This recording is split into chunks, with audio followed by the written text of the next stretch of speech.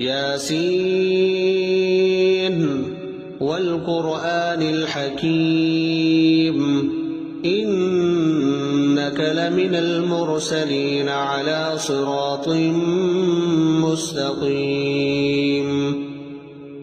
تنزيل العزيز الرحيم لتنذر قوما ما أنذر آباؤهم فهم غافلون لقد حق القول على أكثرهم فهم لا يؤمنون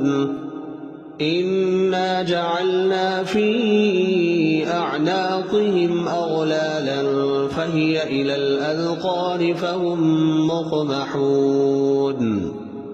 وجعلنا من بين أيديهم سدا ومن خلفهم سدا فأغشيناهم فهم لا يبصرون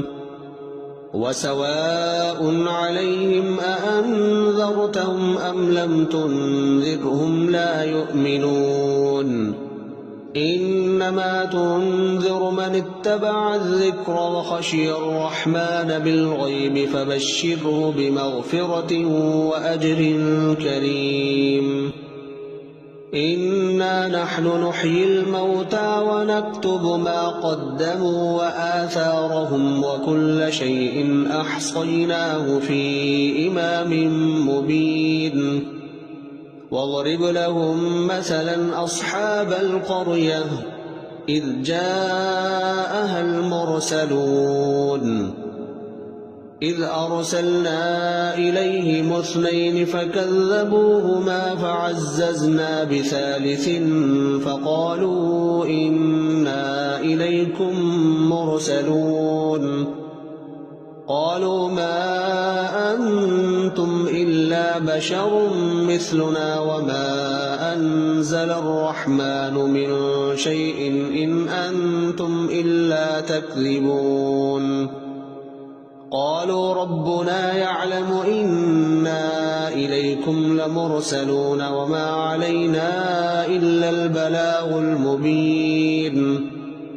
قالوا إنا تطيرنا بكم لئن لم تنتهوا لنرجمنكم وليمسنكم منا عذاب أليم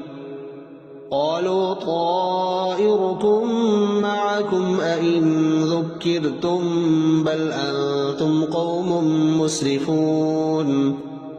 وجاء من أقصى المدينة رجل يسعى قال يا قوم اتبعوا المرسلين اتبعوا من لا يسألكم أجرا وهم مهتدون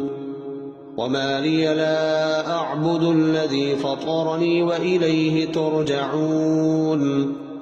أأتخذ من دونه آلهة إن يردن الرحمن بضر لا تغن عني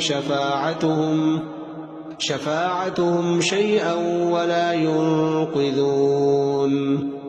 إني إذا لفي ضلال مبين إني آمنت بربكم فاسمعون